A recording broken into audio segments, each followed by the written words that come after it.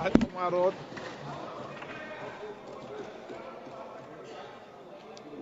Mic तो चालू है।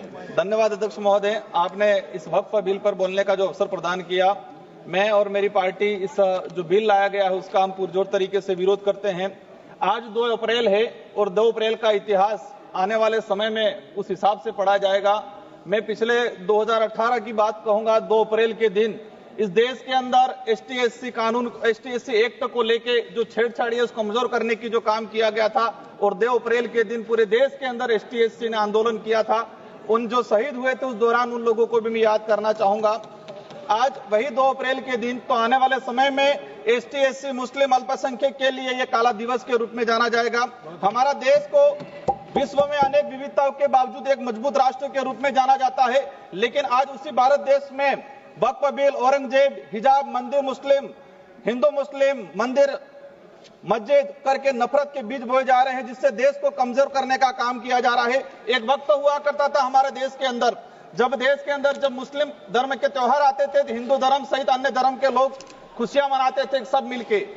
एक तरफ जब हिंदू धर्म के त्योहार आते थे तो मुस्लिम खुशियां मनाते था, और मुस्लिम धर्म के त्योहार आते थे तो हिंदू धर्म के लोग ये खुशियां मनाते थे सब मिलके करेंगे। लेकिन आज वो दौर आ गया है कि घर के अंदर आइसोलेट करने की बात होती है, पुलिस जाब्ता लगाना पड़ता है, एक धर्म से एक दूसरे धर्म की रक्षा करने के लिए माहौल बनाया गया है। इस तरह का जो माहौल है हमारे देश के लिए घातक रहेगा। जब आज देश के अंदर देखा गया है कि भारत देश का अगर गौरवशाली इतिहास, जब मुस्लिम की बात आती है, हम धर्म में क्यों बांट रहे हैं?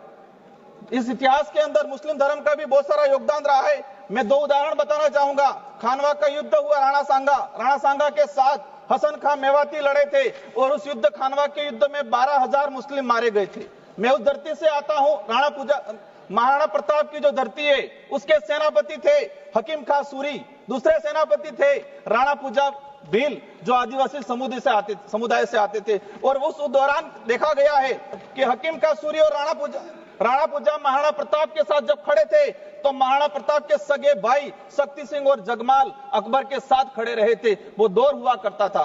आज मैं बताना चाहूंगा कि देश का इतिहास उठा के देख लो, किसी भी पन्ने में बाहरी आक्रमणकारी से हर वो युद्ध हम लड़े हैं और जीते हैं जब हम धर्म में बट के नहीं, एक साथ मिलकर लड़े हैं। और हर वो युद्ध हम हारे हैं जिस वक्त हम धर्म में बट गए हैं, तो उस दौरान वो युद्ध हारे। इतिहास के हर पन्ने में देखा जाए कि जब धर्म में नहीं बटे हैं, हम एकजुट के लड़े हैं, तो बाहरी आक्रमणकारी को हमने भगाया है। लेकिन धर्म में बढ़ गए जहां, तो बाहरी आक्रमणी को नहीं भगा पाए। यही भविष्य में होगा। भविष्य में हमें विदेशी ताकतों से खतरा नहीं है। हमारे ही देश के अंदर हम लोग आपस में टकराव, आपस में नफरत पैदा हो जाएगी, दिक्कत करेगी। अंत में 1 मिनट में मेरी बात समाप्त करना चाहूंगा। वक्फ बिल किसी व्यक्ति द्वारा जिसका कोई वारिस नहीं हुआ करता था, वो दान दिया करता था समुदाय की भलाई के लिए। जो संपत्ति मुस्लिम समुदाय के धार्मिक सामाजिक कल्याण के लिए होती थी, आज आप सुनकर उसको व्यावसायीकरण किया जा रहा है। आज मुस्लिम को टारगेट किया जा रहा है, कल आदिवासी, दलित, ईसाई, गरीब हिंदू को भी उनकी धार्मिक जो संपत्तियां है उनको हड़पने का काम किया जा रहा है। अध्यक्ष महोदय, भाजपा की सरकार जब झारखंड में सरकार थी, आपने वक्फ की तर्ज पे ही आदिवासी दलितों के जो पूजा स्थल थे उनकी जमीन को लैंड बैंक के रूप में उपयोग करने का जो काम किया था, और आदिवासी समुदाय ने इसका विरोध किया था। वक्फ बिल में आप 2 गैर मुस्लिम समुदाय, 2 महिला अध्यक्ष कलेक्टर को बनाया जा रहा है। अच्छी बात है, महिलाओं का सम्मान करना चाहिए। लेकिन मैं ये भी कहना चाहूंगा कि देश के अंदर कई ऐसे हादसे आए हैं जहां हिंदुओं के मंदिर में महिलाओं को प्रवेश से भी वंचित किया जा रहा है।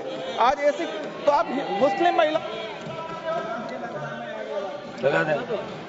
ओके अध्यक्ष महोदय बहुत है।